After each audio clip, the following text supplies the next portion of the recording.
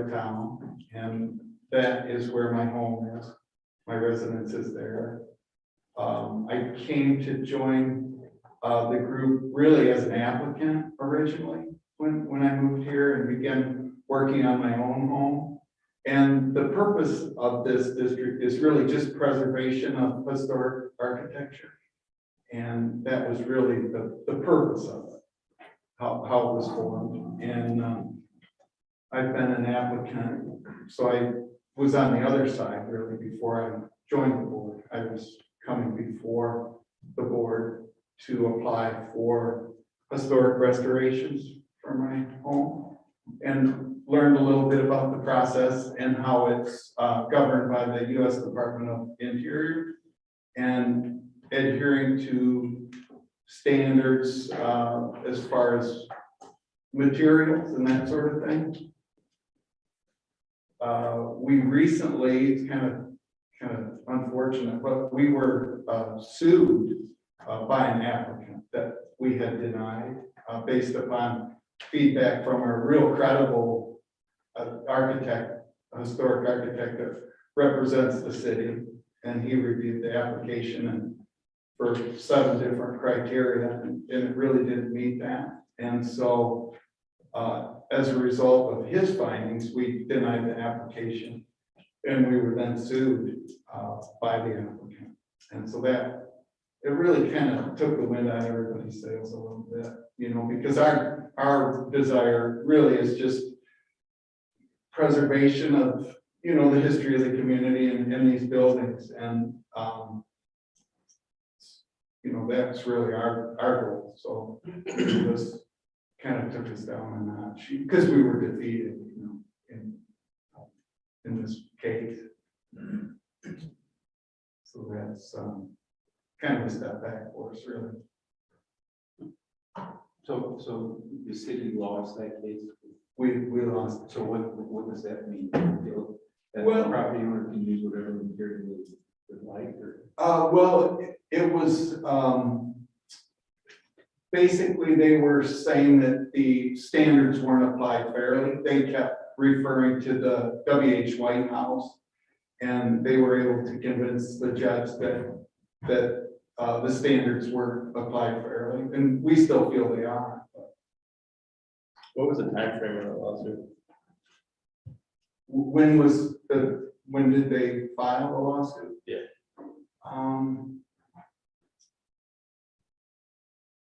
I would say, I don't know the exact date, Tim, but we'll say 21 for sure. 2021. Do you see the future of the historic district remaining? I mean, you think it's? You know, I've talked to several of my neighbors about it, you know, but, you know, I certainly like the mission, you know, and that was really, like you say, I've applied myself 3 times now as I'm working through the restoration of my home. And I always felt good about it, you know, as an applicant. I mean, I have photographs, you know, of my home through the times, and particularly from the 20s when it was built. And I just like the idea of doing it as it was originally, you know. So personally, I like it, and I'm still behind the purpose, but I don't know that everyone shares that opinion in the neighborhood. And certainly not the plaintiffs in this lawsuit, basically. Like the Ethel Chap was the woman, Ethel and Dan Chap, they own a lot of properties here in town, and they let this property become very run down, and wanted to use some materials that weren't historical in nature, you know, weren't appropriate. And so that was kind of how it went. Anybody have questions for that? Well, thanks for your work, yeah. Thank you. Also, good about Oh, that. Both. Laura? Yes, Oscar originally was going to handle this thing, and something came up and she couldn't be here, so I'm taking over. My name is Laura Sansom. I serve on the Historical Commission with 3 other members, and our 3 other members are Michelle Hewitt, Serena Dawson, and Oscar Barden. We recently lost 1 board member a month or so ago, Lisa Alexander. So we're down to 4 members. So we have a vacancy of 3 people on that. So, but in addition, I'd like to say, we're very much appreciate and welcome the recent appointment of George Lassiter as a liaison to our board from the city commission. So thank you for them. The main role of the historical, can everyone hear me okay with the mask? Yeah. The main role of the historical commission over the past several years is to ensure the city's historical collection remains intact and to provide support to the Heritage Board in any way we can to help further their goals. In December, we received a request from the Heritage Board for the purchase of an iCloud-based passport program. This program will allow for 10 users, 1 being the city of Boyne City, and will greatly help to facilitate the cataloging of the museum collection. Total cost for this program, which includes setup fees and user fees, is $2,090, which has been approved by the city commission. It provides 100 gigabytes of unlimited records and allows for control for the collection. Other items that we have helped provide to the Heritage Board over the past several years include archival materials for proper preservation and storage, laptop computers, shelving, installation of lighting in the museum so they can work so they don't have to be in the dark, some photo equipment and other things. We meet quarterly on the 3rd Monday of each of the months of December, March, June, September, and we could use a few new members. If anyone would like to serve on our board, please let us know. You must be a resident of the city of Boyne City to serve, to be eligible. And we continue to look forward to the grand opening of the new museum one day, hopefully coming in the near future. I know we'll hear a lot more from Keisha following my report. And I'll try to answer any questions you might have. Yes. Thank you. Oh, Any questions for Laura? Mike? Or just a comment, it's good to be reminded that you have vacancies on the board, and I think you said you have 3 at this time. yes. One of the things that some of our boards have been doing is putting together like little write-ups to help us advertise it, and we've been working with the chamber and putting it out on our social media. So maybe if you or somebody or Michelle can help us put together a little write-up, Okay. get it to Jessica, then we'll share it out there and get the word, and maybe we can find some new volunteers. Right. We have a quorum if all 4 of us are present, so nobody can skip a meeting. And so far, so good. Of course, it's only been a couple of months, you know, so we'll see. But that'd be great. Thanks. And Laura brought the chocolate. Yeah, tradition. Yeah, hey, Laura, and Lisa left because she moved out of town? Yes, she moved outside the city limits. Yeah, And so she resigned from the board. She was our vice chairperson, right. and I'm chair, and then Michelle is our secretary. So we need to address putting someone in that position. Or address the surrounding area. I mean, I think that, there's a lot to Boyne City, and Yeah. it's not, I think that's maybe a little bit, short-sighted by it. Well, However, not draw it up, I mean, I know you're not. yeah, we're limited by our bylaws are enough that it has to be within the city limits to serve on this board. And Right. with the Heritage Board kind of transitioning from our current board into over to the Heritage Board, so that whole thing will change down the road. So there's no point in changing our whole system of doing it at this point. Gotcha. Yeah, So a merger. yeah. Scott? I didn't say my name. Well, you should introduce yourself. Skylar McNaughton, 112 West Morgan Street, I'm a planning commissioner here. just a touch on board members. I know, can't remember if it was commission or planning commission, but when we were looking for board members, there was a brief discussion on opening up the boundaries as far as, you know, Boyne city address, you can be a board member, not just inside city limits. You know, my mom makes that statement all the time.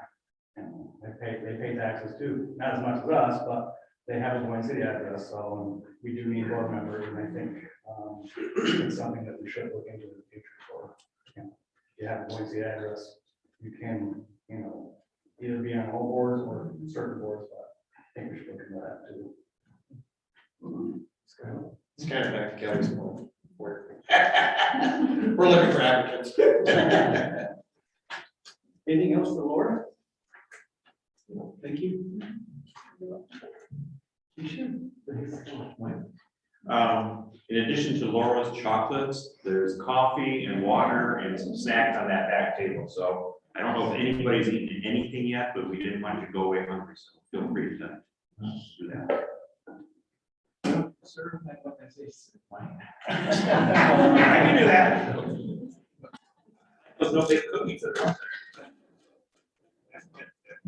Keisha? I'm Keisha Freed, and I'm president of the Boyne Heritage Board, Boyne Heritage Center Board. And we have 7 members on our board. Gal is vice president. We were formed a few years ago.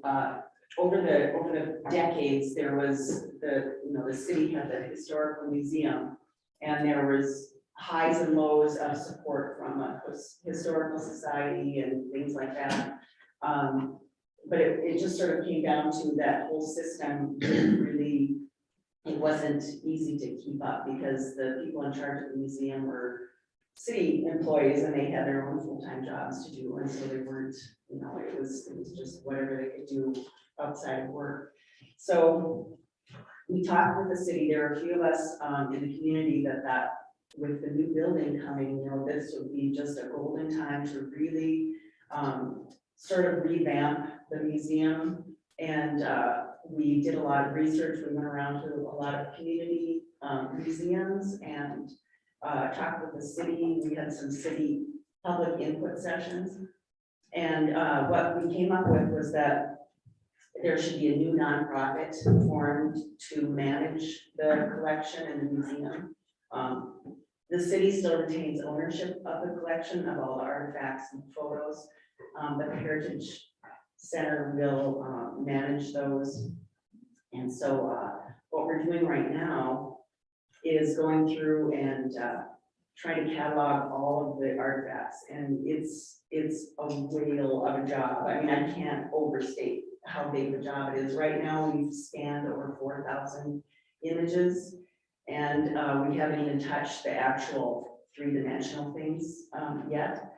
But as Laura mentioned, with the Past Perfect software, that's really going to be a huge boom for us because that will catalog the full collection, and then eventually we will put that on our website so that it'll be publicly accessible. So you could go on to our website and take a look at everything that's in the collection, read about it, read about who gave it, if that information is available, and what it is, or and then it also, Past Perfect, it also has capabilities for administration, so we can put all of our donors, all of our contact lists, all of our, when we get to a membership, it'll have all of our members. So it's just it's a really good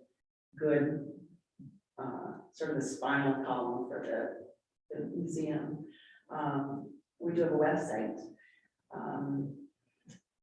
Let's see. Challenges have been, COVID is one of them. We've had board changeovers, so now we kind of have a good mix of our board members, and right now our challenges, you know, everybody's volunteer. We don't have a paid executive director or anything, so it's just whatever we can do on our non-work time. Communication and PR that's another big thing where we're kind of weak. And I think just within the community, there's probably, not a lot of understanding or perception of what it is exactly we're doing. Is it a city group? Is it, what it is? So Jim Bauman, we're looking for people to be a PR person for us and have some writing time. And just so we can constantly be in contact with the public. Some successes, we had an original donation of 15,000 from Lisa Meyer, who's Gau's sister. And then with that, she gave a $10,000 match.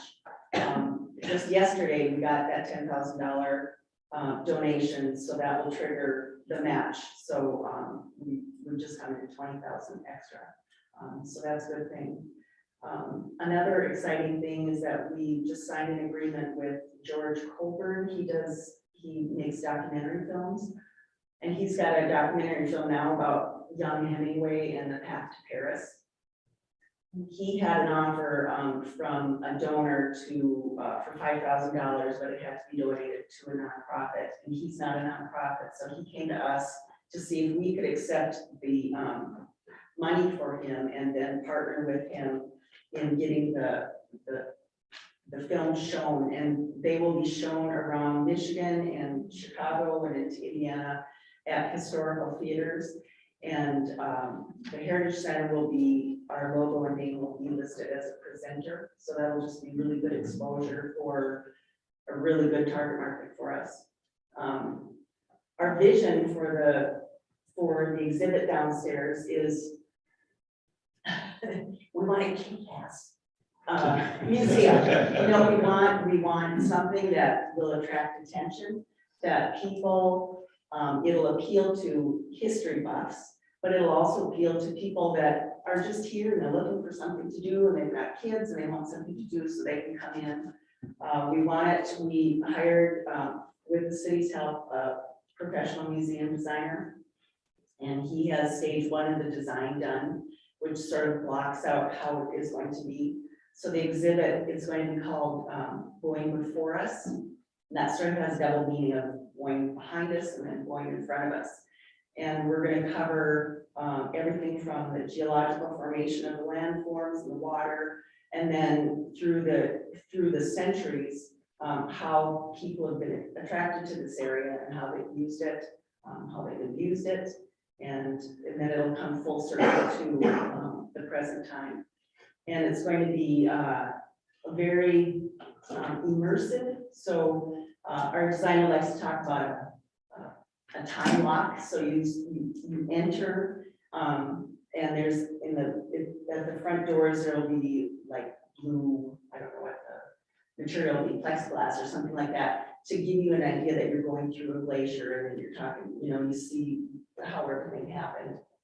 And then it'll go through and we'll cover the Odawa people in the area and how they use this area for hunting and fishing and sugar collecting. Then we'll get into the early European settlement, and then finally into the boomtown era, which is such a huge part of our history.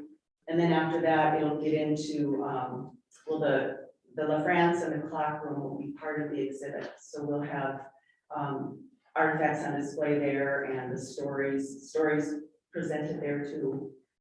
And then we'll get in, one section will be culture and what it's been like to live here, and businesses and schools and civic groups and things like that.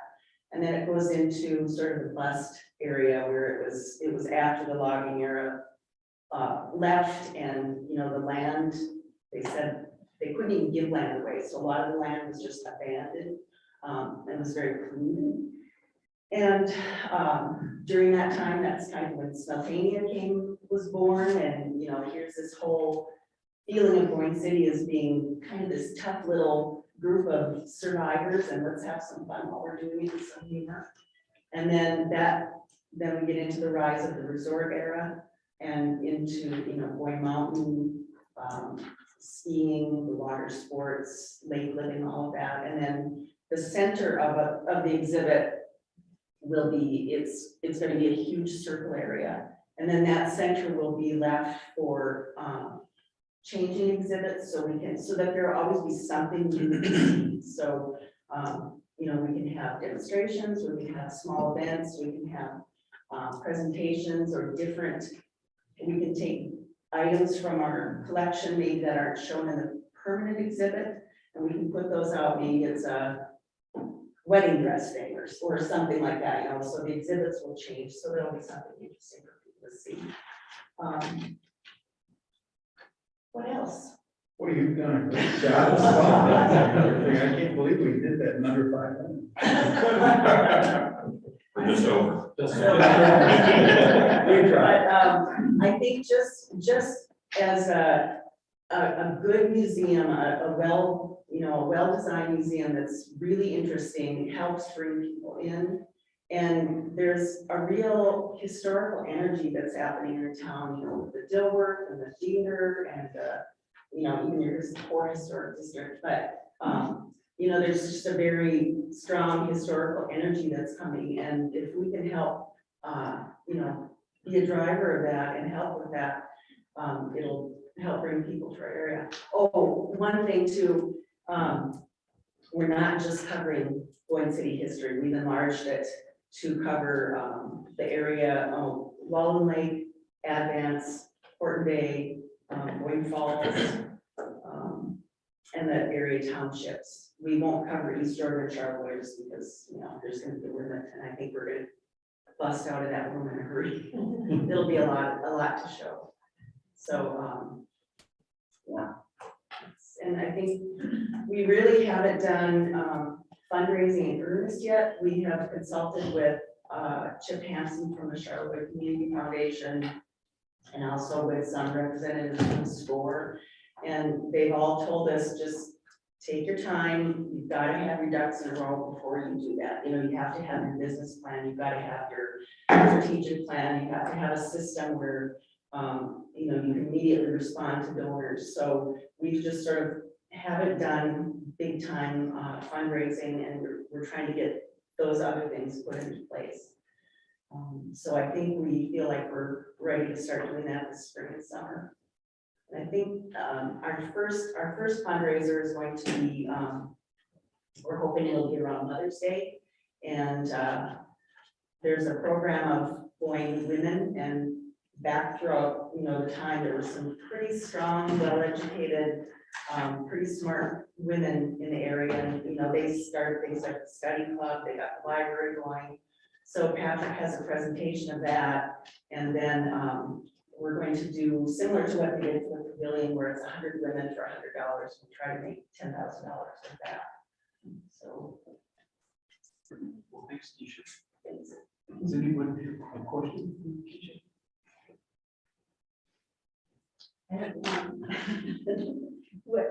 What is the time frame of doing the La France area in the clock? We are hoping to get started on that this summer. Are they not open by summer or? Well, just, yeah, I'm not sure. I'm not sure. Sometime in summer. Yeah, I don't know that, that's just our goal. Yeah, okay. And what we're doing now is going through the photos, going through the artifacts, going through the stories, so that we can determine, you know, we're gonna have large wall graphics, determine what the story is. So that's what we're doing right now, is we're just gathering all of that stuff. Another big challenge, do I have time still? A little bit. Okay.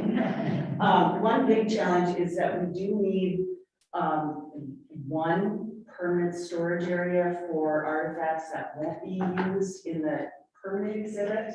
Right now, they're in 3 different spaces around the city buildings, and you know, we've started with photos and fragile items like linen, you know, cloth material, things like that. But we'll eventually need one secure area that's, you know, temperature controlled, and we can have everything cataloged and know where everything is. So that's. Thank you, Keisha. A lot of work. Beth, Hello, I don't know if everyone knows what housing commission is, I'm assuming it's been around forever. So I am pretty new to the housing commission for about a year, a little over a year now. We provide housing to local people. I don't like, everybody thinks we're senior housing, we're not just senior housing. We are family housing, disabled housing, general population. It doesn't have to be one specific thing. So we have Litzenberger Place, which is a 53 unit, 1 bedroom facility, and we have 26 scattered site houses in town, primarily in Winona, Harris, Jefferson, Jersey. We also have Deer Meadows Apartments, which is a 30 unit, 55 and over. And then we have vouchers that we give out to people to subsidize their rent. Also, we have a 8-acre piece of land behind Deer Meadows and Litzberger. So when I thought about the key issues we have, there's so many. I mean, housing is so big. So I try to think about what the problems are with us specifically in our area is we have our population is aging really fast to the point that we're having tenants pass away on a consistent, I mean, it's very, very quick, almost snowballing, unfortunately. And it really wasn't COVID. I think it was just, age, or they're moving out because they really can't live alone. They're having dementia issues, health issues, a lot of broken hips lately and strokes. It's really odd. And then the other issue with that is families are wanting to place their family members in our housing when they really shouldn't be living alone. We are independent living. And so what we're struggling is we'd love to be able to help everybody, we just can't. It's that very fine line. But then they don't have a place because, like, for instance, Grandview doesn't have staff, so they have nowhere to go. They don't have beds, so we're running into that. So one of the biggest lack of housing in town, which I know we've said this a million times, but just for some numbers. So our wait list for Deer Meadows, which is all 2-bedroom apartments, we have 18 people on our wait list. We have had 6 vacants since January of 21. 5 of them passed away. 1 was an eviction. Litzenberger, we have a general occupancy there, so it tends to be elderly because of your preference points. So we try to move in people that are either veterans, non-smokers, elderly, disabled, working, they have an income basically, a resident of the city or a resident of the county. So the more preference points you have, the faster you move in. That's why technically people think Litzenberger is senior disabled because that's what we primarily end up having. So we have 53 units, all 1 bedrooms. We've had 14 vacants since January of 21. 5 people passed away. 3 people went to long-term care. 2 people moved over to Deer Meadows. 3 moved to other cities or other places in town, such as Parkview, places like that. And then 1 moved out of town. And currently we have 13 on the wait list. Our family housing, and this is where the numbers get a little scary, unfortunately. Our 2-bedroom wait list, we only have 2 or 3 2-bedrooms total. That's all we have. And we have 19 people on wait list. The wait list for that is around 3 to 5 years. And that's if people move, that's never known. Our 3-bedroom wait list, we have 15 applicants. In the last, since January 21, we've had 2 move-outs for 3 bedrooms and 2 move-outs for 2 bedrooms. Of those move-outs, we had an eviction, but we had 2 people move to Wheeler because there was not an opportunity for them to move up in the community. That's what they told me. Then we have vouchers, which that subsidizes housing costs for tenants living in housing. Any housing that qualifies under our standards. We have 49 people on the wait list currently looking for a voucher. We do have a lot of vouchers out there. We have 60 vouchers.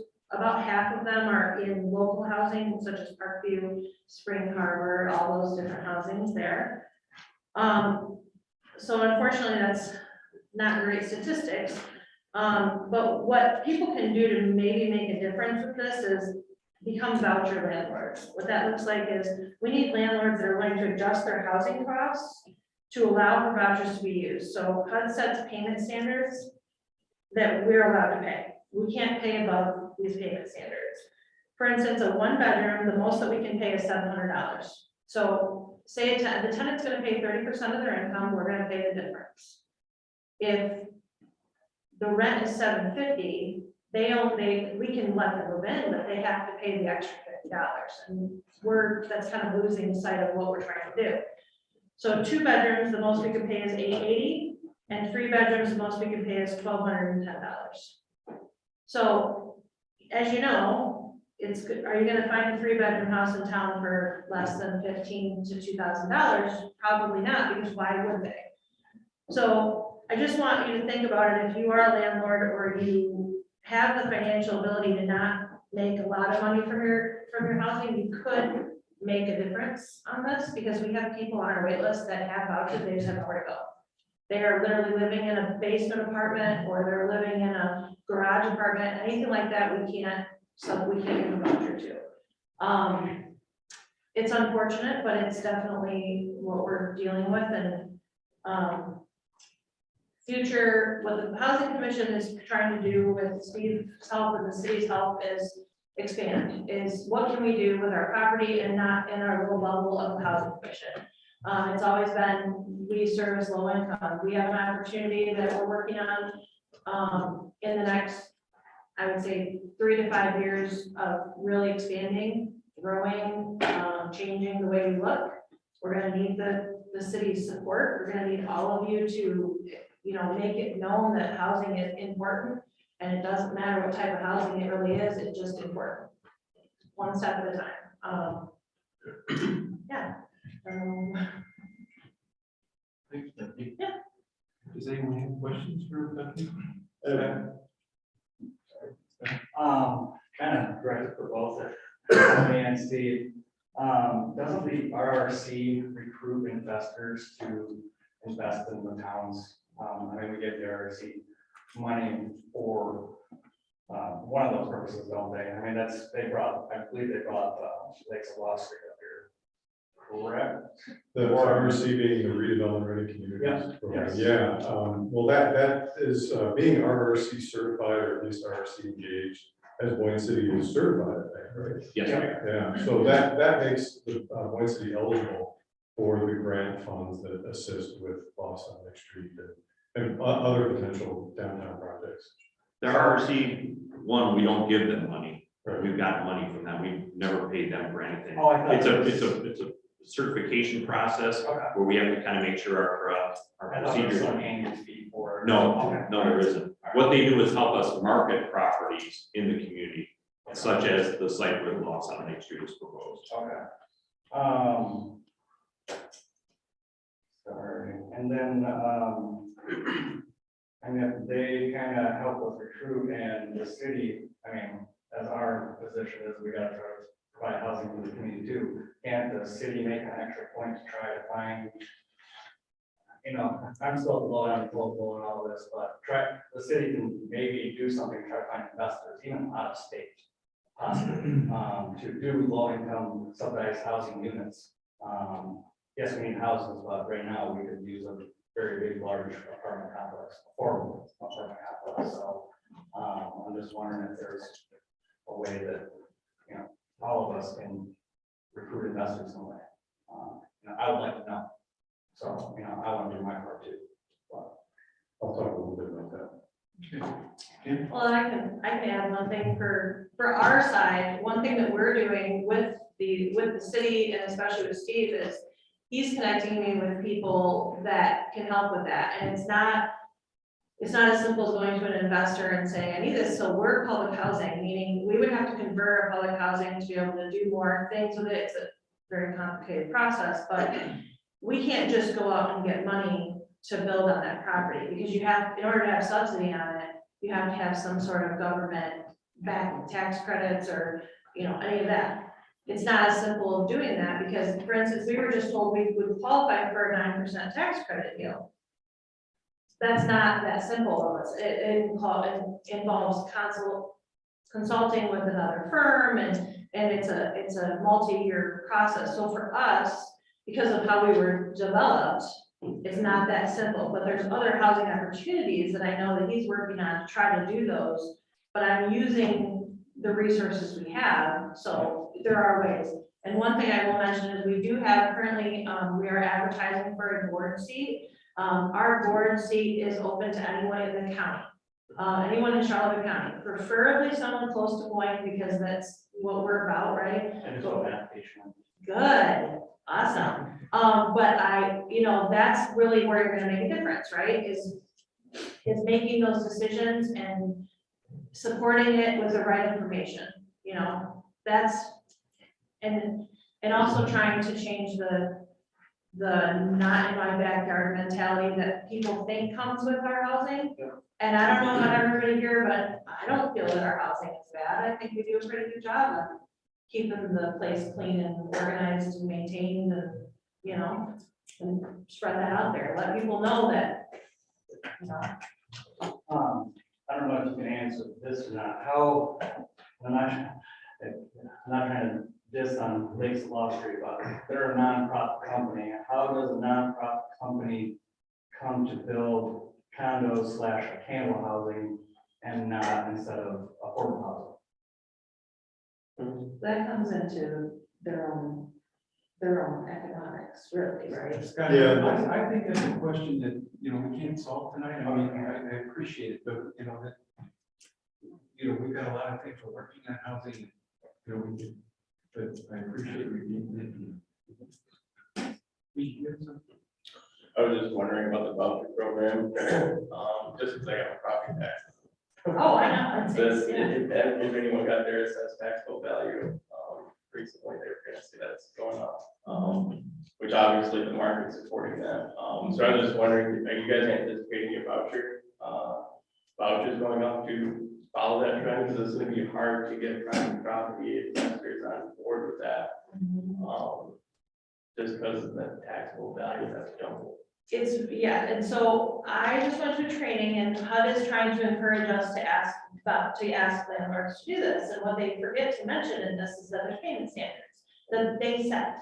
They set them out and say, this is what your county's payment standards, this is what the average housing, I don't know where they're getting these average housing numbers from, that they think a 1-bedroom is so they say it's 647. Okay, we can go 110% above that, so it's actually 704, but we like to round.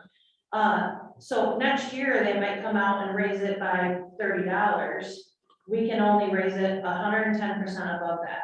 What I am going to be working on soon is trying to convince HUD to allow us to raise our payment standards higher.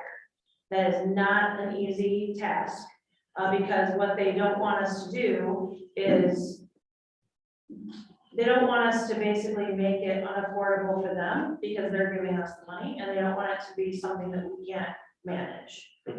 So it is something that's like a give and take, but I do think there's a big imbalance on what they think. I don't know where they're getting these numbers, and that's the problem. How does anybody think that a $1,200 3-bedroom house is actually attainable in the area right now? That's not even the market prices, What's the direct allocated funding chain through HUD? Is it directly from the state? It's all from HUD to me. So basically, we give them reports, they give us money every month based on the numbers we tell them. So it's called HAP, and they basically tell us, okay, based on the numbers you provided of what the tenant's money is, they give us, it's 100% back and forth. But that's all based, it's not actually 100%, it's like 80 to 100%, but it really ends up being that in the end because they end up fixing it. But what ends up happening is that when they're in their Congress or whoever's making these decisions, the first thing they want to cut is that they start cutting, well, we're only going to give you 82% instead of 87%. And for instance, one thing I was just telling Steve in the beginning is for public housing, 2 years ago, we got $88,000 for the whole year for operating. Last year, we got $130,000 for operating. And this year, I just was told today, I'm getting $103,000 for operating. That's just for Litzenberger and the houses. Where do those numbers come from? I mean, it just doesn't make sense. So that's why we're trying to convert out of that into more of a voucher-based system, because it is almost, it's a lot easier to budget. I mean, you can't budget when you never know what you're gonna get. But it is truly, it's a major imbalance, and I think HUD's trying to get us out of what we're doing right now, out of the public housing, because they can understand voucher numbers. They can understand, okay, the rent is this much, we're gonna give you this much, and it's just straightforward. And they're encouraging public housing to get out of that, because it's just so much. It's not anything with the federal government making decisions at that point. It takes it out of their hands, and it's all just a numbers game. Right, so when you start that battle with HUD, because essentially I believe that it is something trying to get them to rationalize and connect. Because I've been reading a lot of articles on it, and it's very clear, like the money that's being dedicated, I think it was like, I've seen 30 million in one article in December, and then 110 earlier in the summer. But a lot of this money that's coming from the state is it's staying in the lower portion of Michigan. It's not reaching northern Michigan communities. So if you need like the city commission to help support or have like a resolution of support, or try and like validate numeric metrics or something. So when you're having that conversation with HUD, I would encourage you to reach out with Mike, so that we can make sure that whatever supporting material you need from the city commission to help bring them to a realization of their numbers are not supportive to our community specifically. Yeah, absolutely. And I think the one thing that people forget is that, so there's MISHDA, which is just Michigan State Housing Development Authority. That's what Deer Meadows is, and that's where, when you get tax credit applications, all of our public housing all comes from federal, and there's no state money at all. Like, we don't get anything from the state. So that's the thing that people think, that there's that extra layer. We don't even have the ability to get it from the state. And so it's all in Congress, and it's all there. And they just passed, I don't know if you saw it, something about 30 billion for housing or something, but it's not even all the way through. Like, they keep changing their minds. So it's all a political game, and that's why we're trying to get out of that politics. Right. Yeah, because it's not fun. Okay, thanks, Bethany. Because Bethany took so long, Steve, I guess we'll just have. Minute, yeah. I'll talk. 30 seconds. I'll talk really fast. Good evening, I'm Steve Schnell, I'm the Charlotte County Housing Authority Program Director. Just a quick history about the background of my position.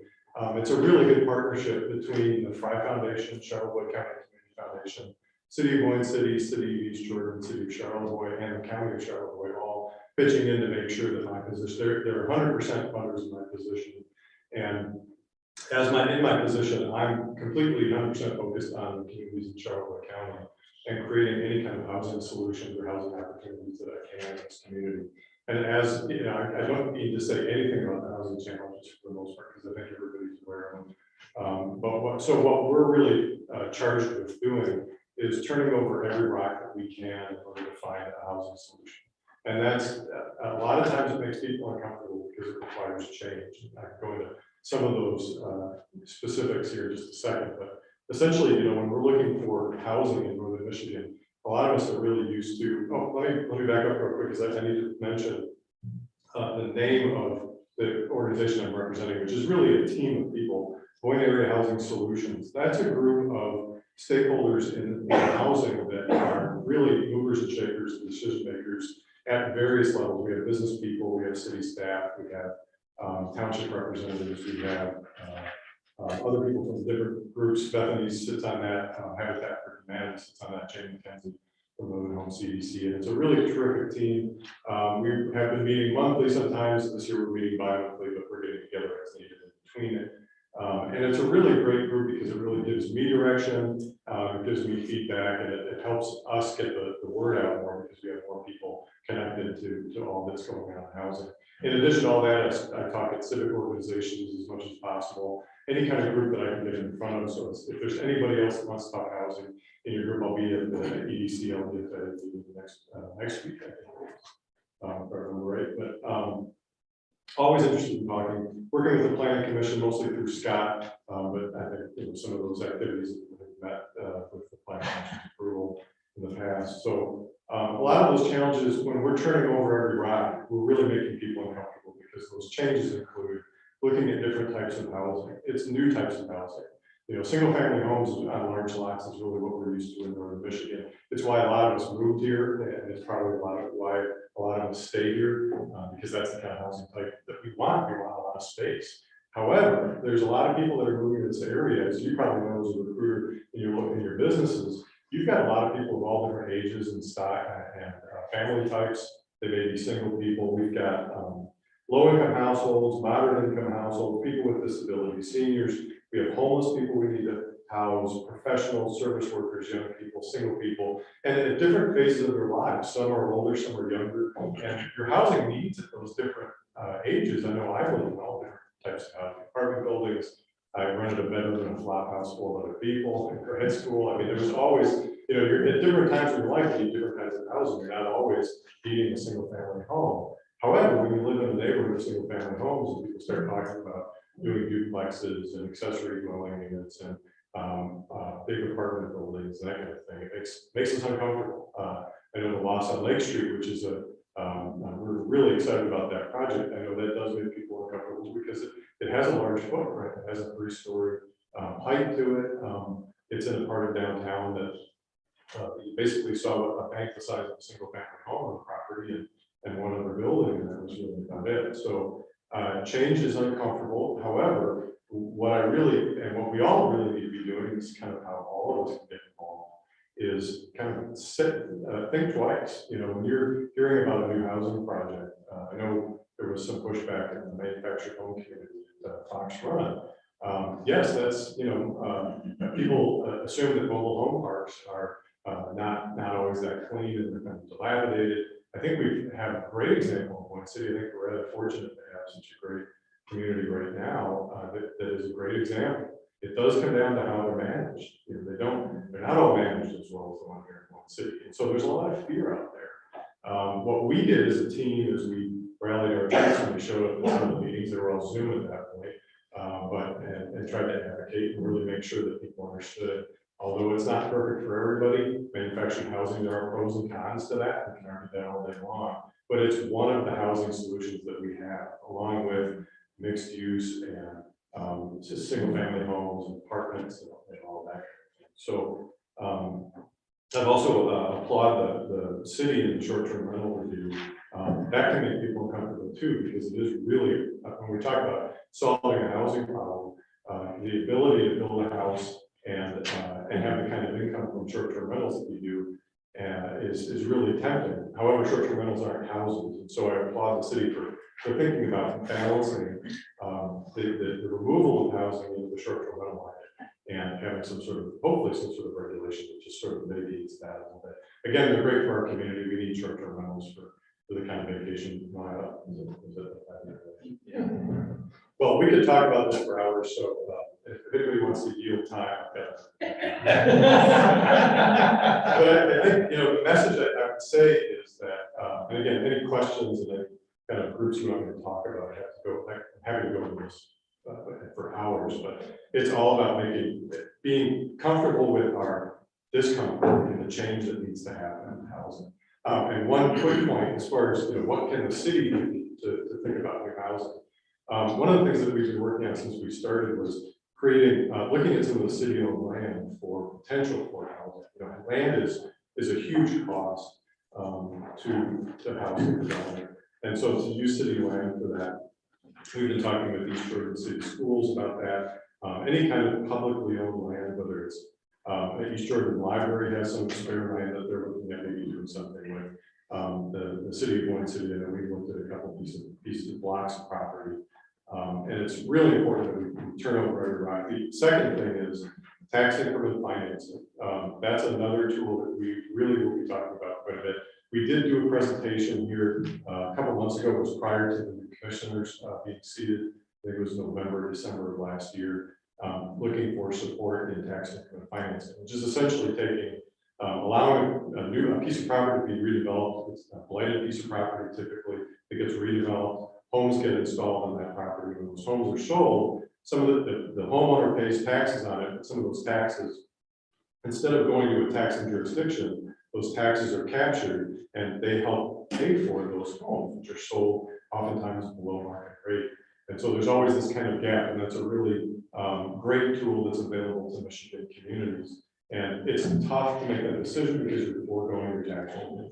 But on 2 or 3 or 4 or 5 homes a year, we're hoping that each community can think about doing these kinds of homes, and really create some important new homes in our city. So we'll be coming back to the city for some more conversation on taxes and finance. That's another 2-hour-long conversation. Thanks for your time. Thank you, Steve. Anyone in the audience have a question for Steve? Quick question, I promise. Do you, when do you think they'll have, start occupancy at Oxford? Great question. I talked to him a couple months ago and he was moving forward. I know things are kind of quiet there right now. I don't know exactly why. I know things are, we just haven't seen a lot of the utilities, but so I know there was a delay in getting some of the infrastructure materials because those costs are quite high and supply is really tough to find. Yeah, and the houses themselves, the companies that they come from, they're also very backed up as far as supply goes. So we just heard today in our meeting that local builder was mentioning that doors and windows are about 52 weeks out.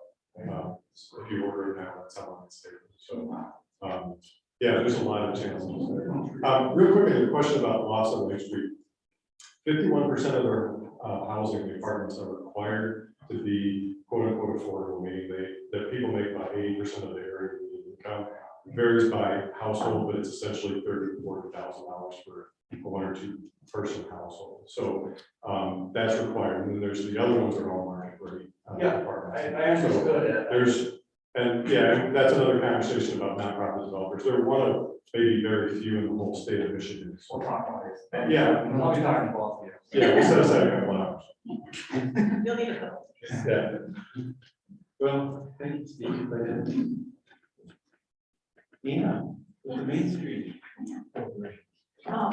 And Jordan is here with you as well. Yes. Main Street is a 9-member board, made up of business owners, business property owners, and also we have a city representative on our, within the downtown district. We follow a 4-point approach to ensure the historic preservation and economic development of Boyne City. That 4-point approach is promotion, design, economic vitality, and organization. Since we haven't done this since what looks like 2018, a couple of big things that have happened since then is we are a GAMSA award winner in 2020, correct? Yeah. Which is the Great American Main Street Award, which is huge for us. I think that's our biggest accomplishment. We have also had a director turnover since then. Last summer, Kelsey left, and Jordan has came on as our new director. Since then, I personally think he's been a great asset to our organization. He's got a vibrant personality, passion, and dedication towards Boyne. And I believe he's already brought Boyne to a new level on Main Street.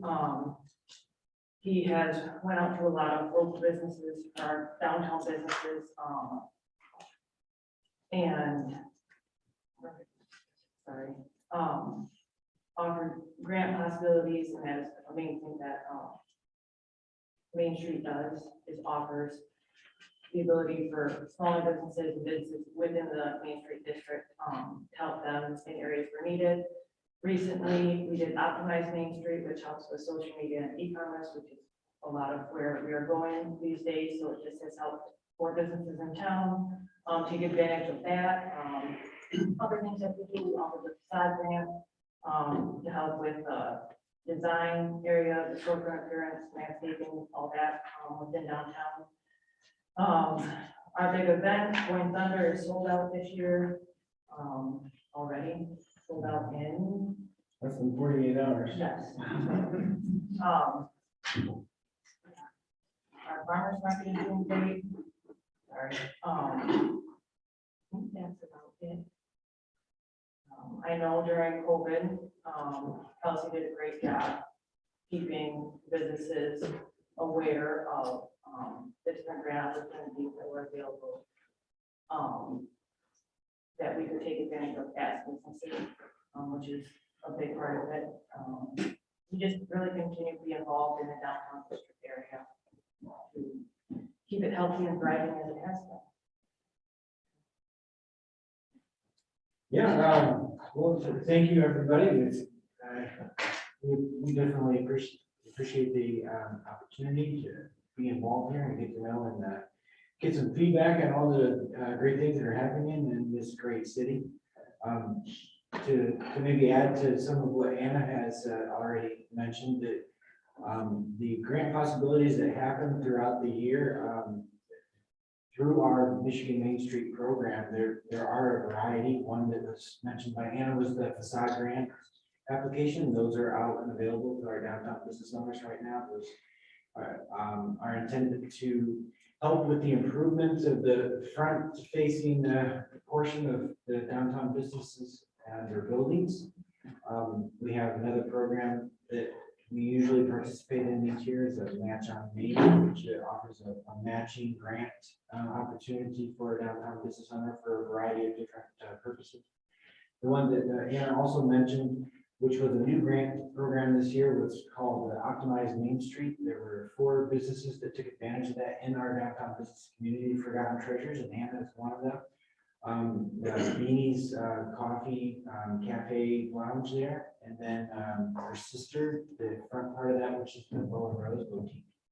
And then the other one was Shelley Bush at North Indian Square. So they are getting one-on-one some coaching, business coaching, as well as some training modules, and then up to $2,500 in grant money, which can go to technology-related needs for that business. Farmers market, as was mentioned, is going strong and really well. I'm a big advocate for that. I've been a part of that and seen those people and interacted with those people for a few years now, and it's a thriving community. That's the livelihood for many of those vendors that are down there.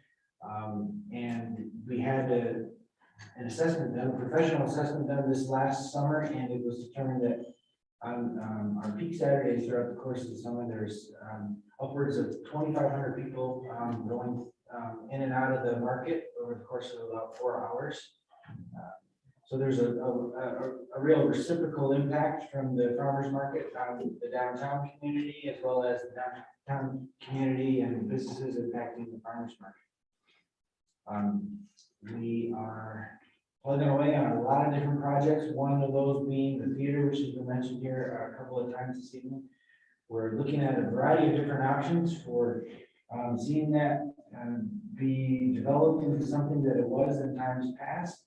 One such example would potentially be a nonprofit of some kind that does the fundraising to sort of restore that theater to what it was. If that ends up being the plan that we move forward with, the community input, community support, community feedback will be priority. You know, what do we want to see? What kind of a vision do we have as Boyne have for the development of that theater? You know, multifunctional, one screen, 2 screens. So we hope to have a lot more for you on that subject as the days and weeks progress. Jordan, Yeah, that's all I got. So, well, I think you hit me off. well, good starting point. Thank you. I was ready to stop. So, Are there any questions for Jordan or Anna? I just had one. Do you know how many vacancies there are in the DDA right now as far as commercial buildings or commercial businesses? the number that's off the top of my head, I think, is probably half a dozen. I might be wrong. There might be somebody here that might have a better number than that, but that's from walking around, and I'm out there pretty regularly. I have to say that's pretty close. Anyone else? Well, thank you. Mike, Beth, did you move first? No idea. Michael Sheehan, Chairman of the Parks and Recreation Commission. We have 8 members on our commission. Our vice chair is Diane Sterling. We have Andy Schmidtdale, Hugh Conklin, Greg Vaness, Rob Wick, Pete Bidrich, and Tom Smith. We also have a student member, Liliana Richards. Our mission is to oversee the 45 or 485 acres of enjoyable parkland that we have here, particularly overseeing the care and maintenance, but also making proposals to the city commission regarding capital improvements. Our secretary is Barb Brooks, and as you know, we don't have a director right now. Many of the parks are supported by citizens groups that help develop plans and even raise funds for our capital improvements. So some of the activities we've been involved with recently is the avalanche master plan was completed, and we're now moving forward to start construction phase of some of the changes in the parking area and the base area. A trail from Division Street has come up directly into the provision, into the park. The old city park gazebo is finally being rebuilt and will be finished shortly. And the Field of Dreams Committee has been working on rebuilding the waterfront ballpark out here. They put a gigantic project together, $450,000. And they're raising most of all the funds themselves so far. The new Rivermount restrooms will be open this spring after a long period of reconstruction. Peninsula Beach, we're working with the Rotarian Club. They would like to put a pavilion over in that area. We'd like to improve the bathroom facilities at that location. So we're working together with them on that. The city, has received a substantial grant, $300,000 for construction of the open space over here. We'll be working on phases of first and fourth phase that are in the master plan for that program this year. Rotary Park, the tennis courts have been rebuilt. We've now added pickleball courts on top of those. We've been repairing and upgrading the baseball and soccer fields. The dog run, Ridge Run Dog Park has had a new agility area cleaned this past year, largely supported by the dog park committee and their donors. We've collaborated with the airport board and developing a trailhead for the Boyne Valley Trailway over here. That trail was finished in this down period, as you just mentioned. We haven't had a meeting like this, so we should celebrate the fact that we have completed a very lovely trail between here and Point Falls. And it's getting great use and great feedback. We've collaborated with the Northern Michigan Mountain Bike Association in the area. We have a parking area and an entrance off Orton Bay Road, and this enters into the Boyne School Forest Mountain Bike Trail. All of our initiatives are to help make Boyne City a desirable place to live and to visit, and they're all in keeping with the goals, city goals. Do you have any questions? Mike, I just want to, we had a presentation from the Field Committee last night at the city commission meeting. Yes. And they put a retail value on the construction of 1.3 million, like if they were to hire it out, have it done, but with in-kind contributions and that sort of thing, the number will be far lower. Am I correct in that? That's what else I was. Yeah. I've never heard that number until last. Those are the numbers that it brought a few times. In our presentation a couple of weeks ago, I thought they thought it was going to be out of their pocket for the. That's pretty much what Is they, that what they said? yeah, that's pretty much what they And planned. they did talk about a lot of in kind, but I didn't know that. Yeah. So they didn't bring that up. I don't think that. Well, he was saying if you pay for every shovel handle, everybody, everything being done by, paid labor. The point I'd like to make, and this makes it a big deal, many of our capital improvements are helped by a lot of involvement with our citizens and contributions from our citizens, as well as the great grants that we've been able to obtain. So, any other questions? Does anyone have a question for Mike? Okay. Thank you very much, Mike. So, planning commission, Aaron? Yeah. You're on there too. I know. What were you gonna say? I wasn't. I'm not sure what. Okay. The planning commission has been very busy with lots of different projects. Obviously, like the mobile home park, Lakeview, doing expansion there and then Fox Run, also on Lake Street. But a lot of it has just been trying to remove boundaries for developing and looking at different ways to make that possible. We just recently looked at private roads being able to limit, if there were smaller, if there were fewer residences within the road to mitigate some of the cost by reducing the size of it. Things along those lines, but the planning commission is pretty good about following kind of that to create, to lower or remove boundaries, making duplexes right rather than, so just looking at that from that point of view. As a board, we're doing pretty well, relatively young, but a lot of people are continually doing well.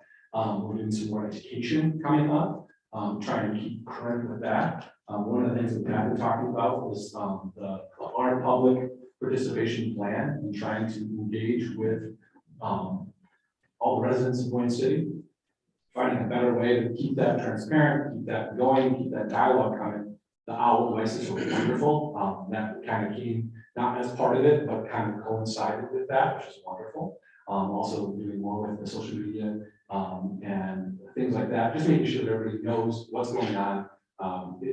It's when the public is blindsided as to what projects are coming through, that ends up being a problem. And so usually it's just keeping that going. And so I think we're working in the right direction. We do have one vacancy on our board, and we do have applicants for that. But I was told that we don't have a process set up of how the city commission wants to handle the appointees. In the past, we had met with them and given a recommendation on the board, and then the city commission had voted on whether or not to appoint them to the board. I understand that really hasn't been flushed out yet, but we would really like to find out what direction the city commission would like, so that we can keep our board full. We've been very fortunate that we keep on having members, when we have a vacancy, it's not for very long. We try and keep our members, like I said, educated and continue working. It's really a big change, considering when I started doing the planning commission, there were a lot of meetings that weren't able to be filled because we didn't have a quorum, or we didn't have whatever. We have a group now that is there every single meeting, full seats, and everyone's there and active, and it's really important. So I'd like to keep that moving. Other than that, we've been doing really well. Any other questions or? Yeah. More of a comment. Sure. I commend the planning commission for the work you've done over the last number of years on lowering the housing barriers. I think a lot of the stuff that Boyne City's been doing is really groundbreaking. It's on the cutting edge, I should say, another analogy of the work you're doing for housing. Right, and you've also worked with us with a few projects that's been helpful. Also looking at creative ways of utilizing zoning so that way projects that property that couldn't be built on could now be built on, or at least suggestions of how to make that possible. And that's all good things. So, yeah. Okay, anybody else with a question for Aaron? Thank you, Aaron. Yeah. We have no one from the zoning board of appeals. Is there anything, Mike, that you? I thought we heard somebody that was on the ZBA.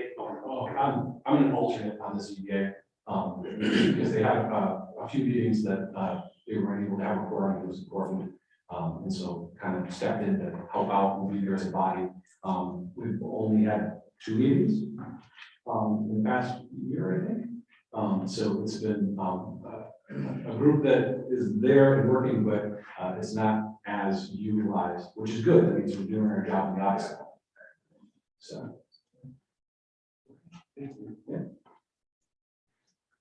The airport advisory board, Richard? Good evening, I'm Richard Wright, I'm the chair of the Airport Advisory Board. And to give you a flavor of what the board's about, I'm going to read right from Division 2 of the city ordinances, Airport Advisory Board.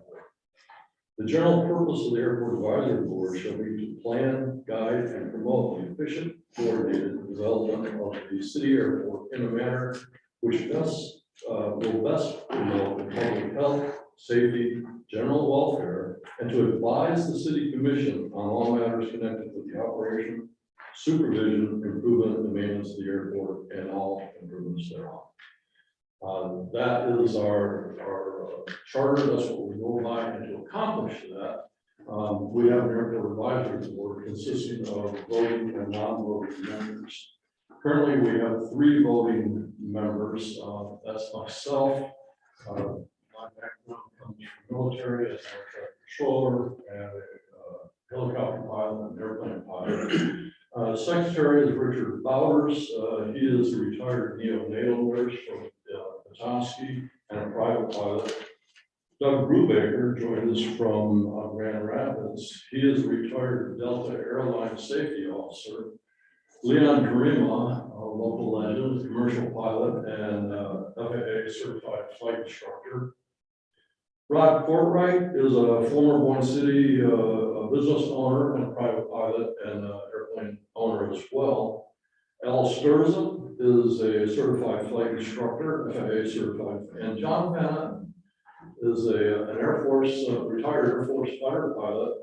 And most specifically, he was on the Terre Haute, Indiana Airport Advisory Board, and he has brought in a wealth of information, references. We just received a guide on airport inspections and how they do it. We currently, Richard Bowers is working on that inspection policy. And just a little side note on John Van Etten. I don't know if anybody remembers the movie Back to One, Gene Hackman.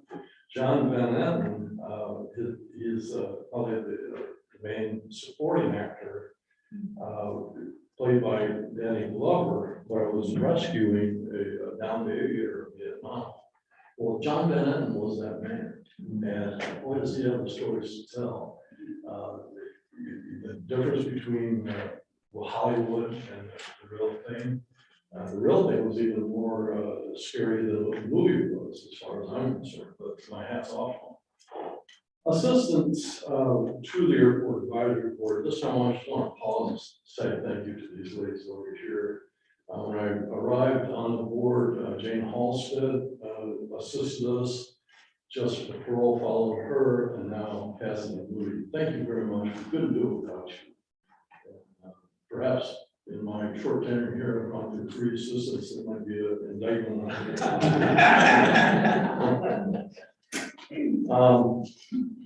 So what we're doing, the reason I went through everybody's experience is that we are leveraging our careers for the betterment and protect the city of Boyne City. Really, that's my charter in layman's terms. Recent achievements, one of our airport hangar owners, the biggest hangar out there a couple years ago, bought us runway distance markers. If you don't know what those are, there's just that. They're large numbers as you land or as the pilot lands. There are references how much runway you have left before you run off the end. Well, Mr. Van Etten bought those for us, and we were lucky enough to have DPW. We got those installed. Unfortunately, last November 15th, an aircraft inbound to Boyne City crashed and involved 2 fatalities. It's sad, but we have a very good support by the airport board. Several members who just happened to be up there. I'm there at the airport. I was that day. But we all came together and made sure that everybody else was informed. Sheriff Vonra and the chief of police were there. And we all acted accordingly within our Boyne City Airport emergency plan. I mentioned that because what we did is, as fatal as that was, we tried to learn from it. We held on January 4th Thursday of January is when we had our airport advisory board meeting. And we had an after-action review, and speaking to Michael Folkarts, who is the NTSB investigator, he provided us with good information. And what we did is we took a look at our emergency response plan and really tweaked it, made it much better with law enforcement's input and then collectively everybody else. And that has gone, as a matter of fact, Cassidy, thank you very much. I have 2 copies of it right here, which will go into the book at the airport tomorrow. Power line recognition markers, I mentioned John Van Etten, he had a contact at Wolverine Power, and he was instrumental. And what I'm talking about, if you've ever been by an airport that unfortunately may have power lines there, have you ever seen those huge beach ball, orange balls that are connected to the power lines?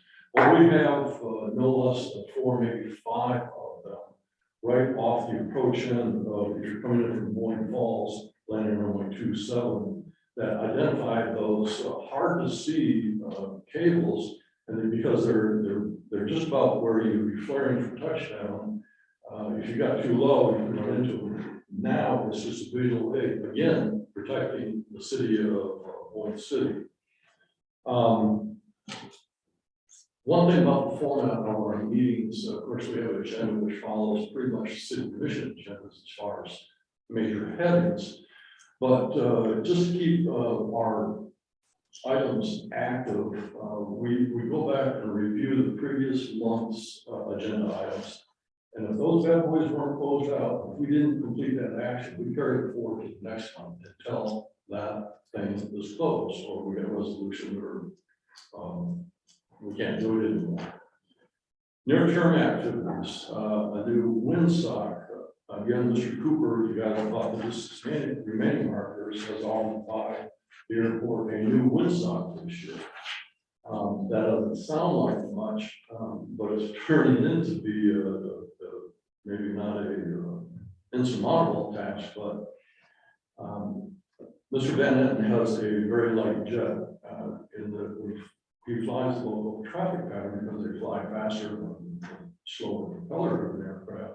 They fly a pattern altitude 500 feet higher. Well, it's hard to see the windsock which way the wind is coming. So he's offered to buy a larger one for us. So we're working on that. There's a few complications, but a letter will go out to him, explain it to him, and then we'll see where that'll take us. Airport access. This is critical. Sir, you mentioned the non-motorized trail. That is great, and we do indeed support that. Between that and the boat trailers that are parked at the airport has presented a problem, not huge, not life and death, but we have had some aircraft to motor vehicle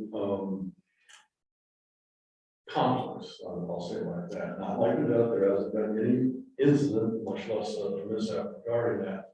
But let's be proactive about it. So what we are doing, and Mr. Kane has appropriated money for the budget, we're working to get, initially, I thought there's a rolling gate there. Well, in the wintertime, that just won't work with the snow and mud and all that, and snow banks. So our city commissioner, representative there, Martin Moody and Michael Kane discussed this. Well, why not a vertical arm that will come down across the road? It makes perfect sense to me. I just completed the request for proposal on that yesterday. It's currently being reviewed by the advisory board working group, and we'll go forward and make the best recommendation to the city. We don't have the authority to make any decisions regarding disbursement of funds, but we can certainly make a movement towards that end. Richard Bowers is working on 2 policies. We're getting much better about formalizing our processes and procedures, which is good. And after formalizing, and then archive the darn things. So 4 years from now, we don't forget they're out there. For example, we're working on an algorithm, and I think we have it. We'll discuss it this coming month for hangar lease extensions. We don't want to make decisions based on the old way network. Oh, he's a good guy, let's give him X amount of years. Richard, we don't like him so much, we'll just give him a couple of years. Let's have a concrete, repeatable process that is sound And it's, will be recommended by the board when it comes to its commissioners. Challenges and risk, membership. Somebody else said that, we've got a membership, challenge. We do, we only have 3 voting members on the board, and that's a quorum. If one person is, of that 3 voting members is absent, we're not allowed. We can discuss issues, but certainly can't make any recommendations. And I think diversity would be good too. You know, we've got a bunch of old pilots sitting around chatting in glory days, but it doesn't have to be an aviator. You know, we have business sense too, or we like to recruit business sense. I guess. So if anybody is interested or knows anybody that might be interested, we certainly would be. There is a clear zone of obstruction. So what I'm talking about, not laterally from the edge of the runway to the side, but on the approach on both ends of the runway. Without going into the details of what that approach slope is, you cannot have a tree sticking up into that. And that's to protect them. But I found the sense they get it too low on the high slope. They hit that tree, it's not going to bode well for anybody, but the city as well. Michael Kane and I, this month, were at the Michigan Airport Association of Airport Executives in Lansing. And we discovered that in the final analysis that property owners can be held liable for trees. Now, we wouldn't like that's kind of like the last resort, but that's how serious the FAA and Michigan Department of Transportation Aviation is on obstruction. So we're working that. Michael Kane affected some great approach zone clearances. But we have a little bit of farther to go, which, by the way, in the summer will receive inspection by Aviation. I've been in contact with that gentleman, Michael Carlon, again in Lansing. He's a nice guy, and I told him we're excited to have him. In the military, you never say that, you know, that you're excited to have an inspection, but it's going to help us. He's going to be giving us the answers to the testing. We know exactly what it's going to inspect, so we prepare. If we're not totally in compliance, we can have a good time. That I'll yield the balance of my time to Steve Shaw. You just lost 10 minutes.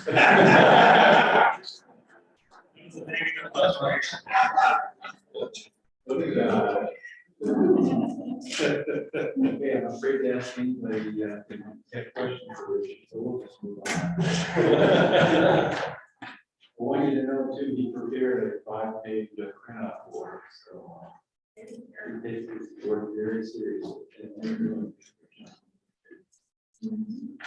Board review, Jessica?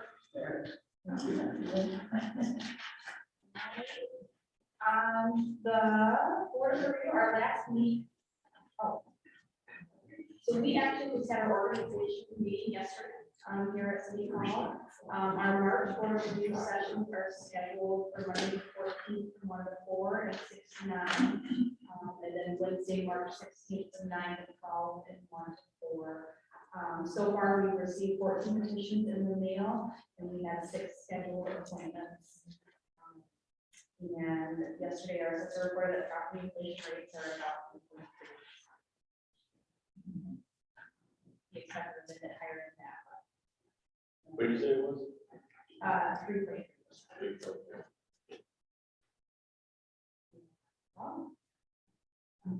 Well, you want to move into the compensation committee? Sure. And then the compensation commission, well, they meet every odd number of years in order to review the city commission compensation. Their last meeting was this last October. And then at that last meeting, there was a recommendation to increase the mayor's and commissioners' compensation by 10%.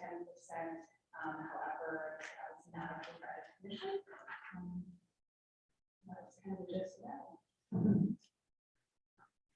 Yeah, it was kind of difficult the first meeting to have the right vote on the pay increase.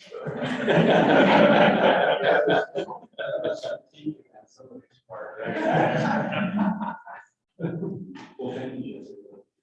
And Jessica is new, really, Jessica's doing a great job, filling some very good shoes, we really appreciate it. Jessica. Okay, the library, Monica? Okay, so I'm Monica Peck. I'm director of the Boyne District Library. For those of you who don't know, the library is a district library, so that means we serve the entire city of Boyne City, all of Bay Township, all of Dandelion Township, and the portions of Wilson and Eveline Townships that are in the Boyne City School District. We have a 7-member board. Right now, we're looking to fill a vacancy actually from the city. So Jack Laurent has served beautifully on the library board the last 8 years. So if anyone's interested in serving in that way, please bring your applications to City Hall or the library. I wanted to touch base on a couple of things that we have to celebrate at the library. So first of all, one thing that we learned during the pandemic was just how much the community supports the library and what a vital and important resource the library is to our community. So thank you all very much for that. We also have a really great Friends of the Library group, so they do fundraising for us for additional projects that might be outside of our regular operating budget, so we're really thankful for them. The other thing is we are tirelessly working to provide internet access and access to information for all of the patrons that we serve in our district. And so we were able to add some additional wireless hotspots with some grant money that we received through ARPA funds. So, and those have been flying off the shelf. Another big celebration for us is our bookmobile. So I don't know if you see it out driving through the streets. We've been lucky to have a really great partnership with the schools. So right now we stop at each one of the school buildings here in town at least one day a week. And so that's just been huge for us. We've seen some really good circulation numbers from that. So speaking of circulation numbers, I think it's worth noting that last year we circulated almost 37,000 items from our physical collection in the library, and also 11,517 items from our digital collection. So due to the pandemic, we saw a huge increase in those digital collections because people couldn't go anywhere, so they really utilized those services. So that was really something to see. Also worth mentioning is that currently we have 4,180 registered library card holders, which is really, I think, really tremendous. But to talk about some challenges. So for us, and I haven't heard it mentioned here tonight, which was kind of surprising. So we are, we employ, we have 9 staff members at the library, 5 of which are full-time, 4 are part-time. And we are on the precipice of losing a very valuable staff member and vital staff member, full-time staff member due to childcare issues. So I can't begin to, I'm sure all of you have heard the same woes, but just figuring out what we can do to help support that issue. And especially from that 0 to 3 age range, like we're just really having a hard time with that. The other thing that we're noticing is more and more homeless patrons coming to the library. So, a lot of people focus on and think of the library as a place for books and things, checking out, but it's also a valuable community resource in that it gives people some place to go when it's cold outside even, so I think that speaks to what Steve's working so hard on with the housing crisis. And so then to kind of circle back to the housing thing, the library, I want to say, I think it was like right around 2013, we purchased the red building that's adjacent to the library. It's adjacent to the city parking lot as well. We originally purchased that building with the intention of maybe someday trading that building for the parking lot, so we could expand the library. That building is just getting older and older and, more and more run down. We're not interested in being landlords or, trying to figure that whole situation out. So the library board is working on trying to figure out some creative ways that what we can do with that building and that property. So knowing that that we do have such a housing crisis in our community, we've been talking with Steve to try to figure out some creative solutions on what we can do. So we're really hoping to be able to work with the city commission to look at something that we can do, you know, potentially a land swap, figuring out some way that we can maybe expand the library and possibly potentially help with, you know, some of the housing issues that we have in the area. So that's kind of where we're at and what we're looking at doing. So a lot of things, so. I don't even have any questions about any of that. Questions from anybody for Monica? No questions? Just had one, I was thinking about the, because you're talking about the, storing the, artifacts, in one general place. I was just thinking if that building was secure as far as weather tight. No.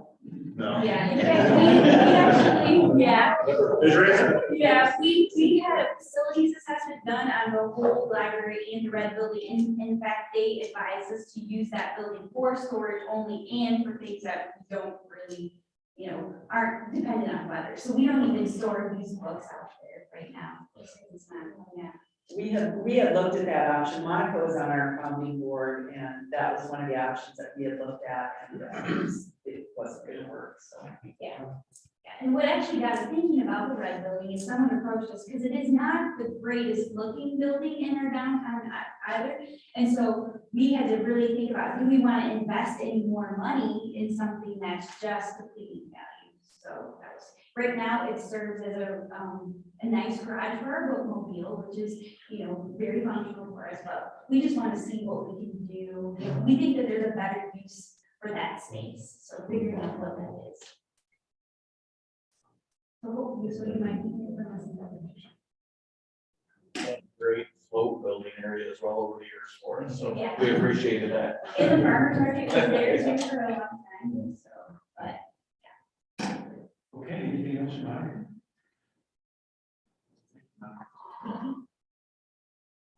Move to, kids. The Boyne Chamber. I do want to say, there's no one from the school district here now, but it was maybe a month or two months ago that our superintendent had a little came to the city commission and did a very good presentation on building progress in the school, and it was a very good presentation. So just wanted people to know that we do have a very positive relationship with the school. And, moving forward. Good presentation. I'm the executive director of the Boyne Area Chamber. We are guided by an 11-member board. We can actually not have to have 9 members, and we can have up to 12, so we have 11 at this point. We service the Boyne area. We're not the Boyne City Chamber, we're the Boyne area, so we have members from Petoskey, Walloon, Gaylord. We can have any member, so we're not just limited to the city. We have about 389 members, paying members of various levels, nonprofits, large industrial areas. We are 501c6, so we receive no money from taxes or anything like that. We are funded 40% by member dues and about 60% by events. In December, we did our strategic planning that started in 2018. Every year we do a strategic planning. Obviously in 2021 and 2020, we kind of did that on our own and didn't have someone facilitate it for us, but we did this year.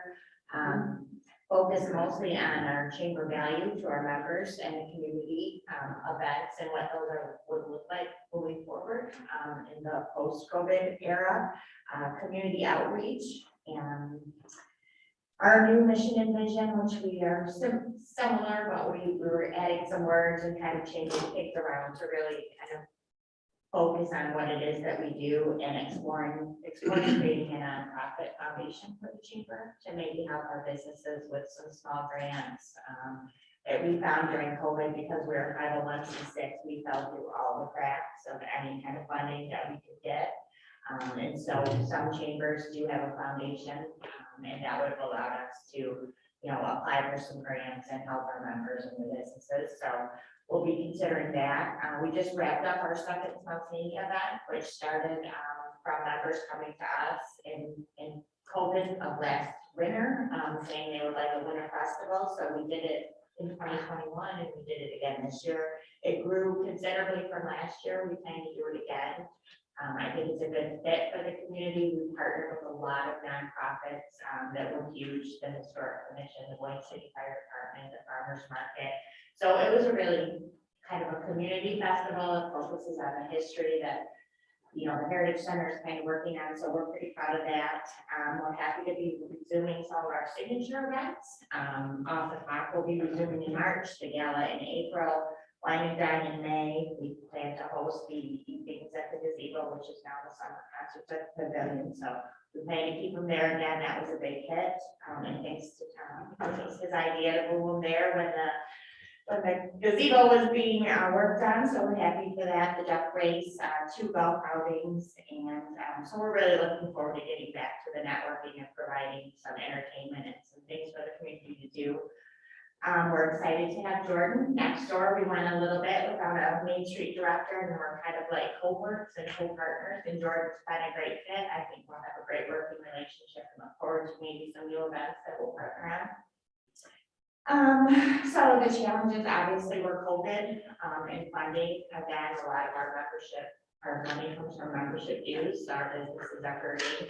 We're proud that we did not drop any members in the last since COVID because of non-payment of dues. We reduced them all. Some of that cost was offset by the Boyne Top. Some of our members paid more to keep the smaller businesses, so that helped curb the cost. So that was a challenge, not having events. We were pretty creative. We did some layoffs temporarily and permanently, cut our costs and really try to be creative and do some fundraisers that were in person. So we continue to just try to be a resource for the community in any way that we can. We have a great working relationship with our members, the city, the townships, Main Street. We're really there to help our members. So we encourage all of you who are somehow related to a membership, I'm sure, in some way, shape, or form. So always there to be a trusted resource for you. Our newsletter is a big red hot topic. So anytime anybody wants any of this information that you're getting out, any of your meetings, vacancies on board, please send it to us. It's free. It is read quite a bit. So it's there for your use, and I'm happy to answer any questions. Any questions for me? One thing I was thinking, about cheaper moving from the old, from Sunset Park, are visitors finding you? They struggled a little bit the first year, but I think now, especially that Main Street's there as well now, I think everybody's getting used to it. And we obviously missed the location, or we don't miss the building, but we miss the location. I would love to be back in that location if we had a better spot. I know there's a group that's contacted me about, you know, saving the log cabin and how they go about, because several people are confused about thinking we own it and how it's, you know, how that goes. So I would anticipate at some point maybe that becoming a, you know, project for some group. But it's really a more functional workspace where we are. It's great to be. I mean, we are working with each other every day for something with Main Street, and we have a conference room, a smaller conference room now, so it's a little more functional. So what do you think, Kim? All right, thank you, Kim. You're welcome. Well, we've come to the end. Unless the city commission has something. And we do want to talk about a timeline for the meeting next time. We want to wait a couple of weeks for that, but yeah. Well, as you all know, we had our election in November. And we have a new city commission board last year. Also the new police chief in East Georgia. Kim Nemchek. And Marty, of course. Marty's really based around the city. I'm speaking off the cuff, so I hope I define points correctly. Sometimes I don't always do that. You know, it's been a challenging time. You know, the community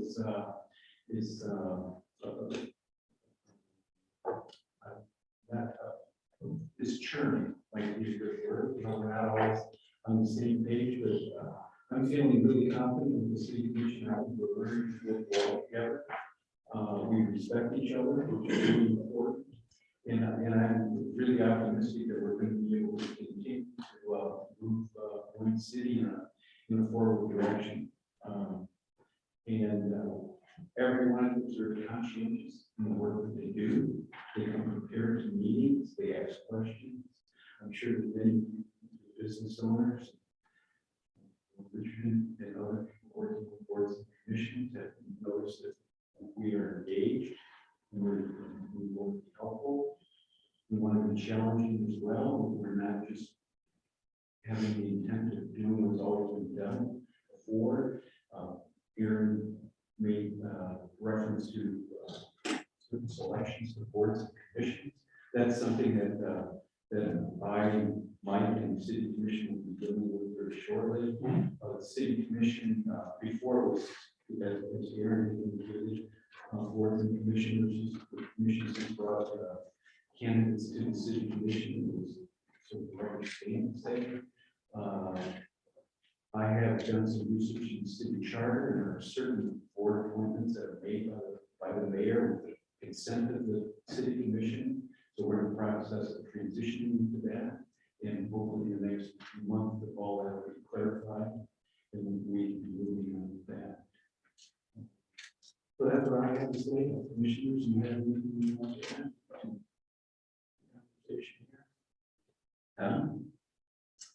I'm very encouraged by tonight. It speaks well to our community. I think our community is special, and we work together, and we accomplish a lot of things. And that's why we live here, that's why we love here, that's why we work and play, and that's why Boyne City is a destination. I agree with you that George and Tim and Marty, we welcome them, and they've done a great job. I will say they make our meetings go to about 11 or 12 o'clock at night because they have so many questions, but that's good news. Us old timers, we can hang in there. You know, my goal is to keep continuing to make Boyne City progress positively in every one of our parks and rec and planning commission and our museum and everyone here, our business partners, everyone here has a part to play into continuing the progress. And I think we're going to get there. Thanks, George. Yeah, just, being new, obviously, the learning curve is huge. It's nice to hear what everybody else is up to. And it's helpful, for me to see how it all fits together and all work, we all work together, for the betterment of Boyne City, for people in the community. So it's been real helpful. And I thank you for everybody for coming and helping participate. Yeah, I'm one of the new guys, like it's been stated. Thank you all for coming. I will say there's a lot of new names here. I'm looking back at the last time this was done, 2018, for some of these boards, commissions, like the chamber and the library, and I see a lot of new names. So I think it speaks volumes. Every individual in this room wants to do what's best for Boyne City. And I think taking the time to have these conversations, coming up with these goal setting scenarios is what's going to be best for Boyne City. We may have, different opinions on how to get there, but overall, I think everyone here has I personally have a passion for being as impactful as I can, finding success for the community. And I think everyone here has that same exact passion, that same exact interest, and that's why you guys take the time to be involved in the degree that you guys are involved in. It's easy to be a social media critic, but it takes a lot more meat to the bone to actually be engaged and take the time to come and have these conversations and find how to get the result and be impactful in the community. So with that being said, thank you. I would just say, being new on the city commission, my whole goal again is obviously to be as impactful as I can. And if there's anything you guys have struggle wise or objective or goal setting scenario where you guys are trying to get somewhere with your commission or with your board, please don't hesitate to reach out. I'm all about consistency and communication and making sure that I'm being receptive to communication, receptive to the needs of other boards and commissions. I understand that sometimes it's not easy. But again, just leaving that open door up so anyone can come approach me. Obviously, I'm sure all the other commissioners are the same way, have the same thought process as well. So that's basically what I'll make it real short, because everybody's like, just, y'all, this is awesome, and everybody sitting here tonight, you need to just pat yourself on the back. I know that's hard to do for everybody, because that's not what you did. But, Boyne City really is, special in a lot of ways. It has never ceased to amaze me how, again, people come together and there can be differences of opinion, but still at the end of the day, I think that's what really makes Boyne City special, is because you can set down your differences and still go and help the other person build. So that's what I love about Boyne. So I appreciate the opportunity to be here and serve on this commission.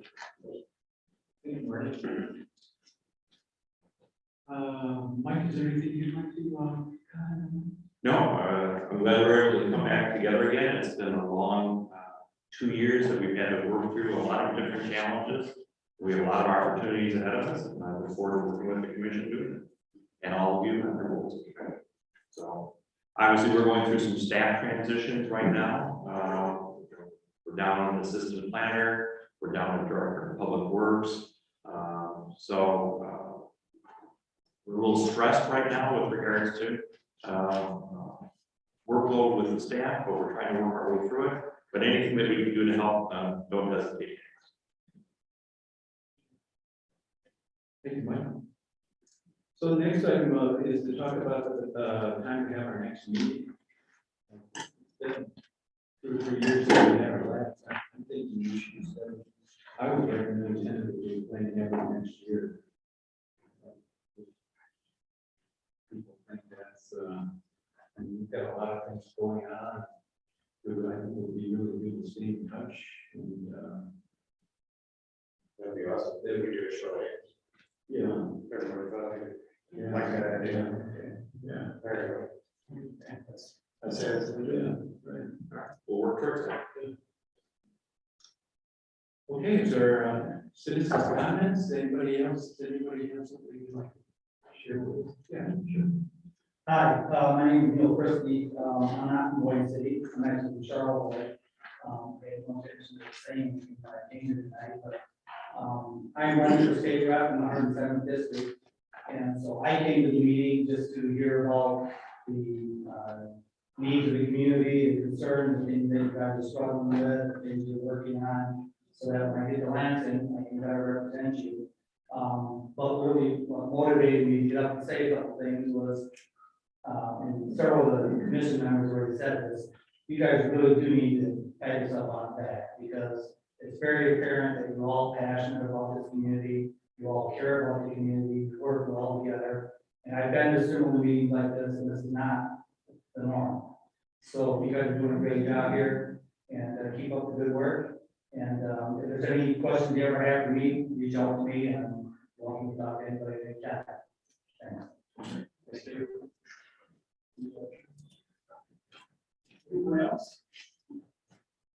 Okay, well, one final time, thank you for all you do for the Boyne City. And make our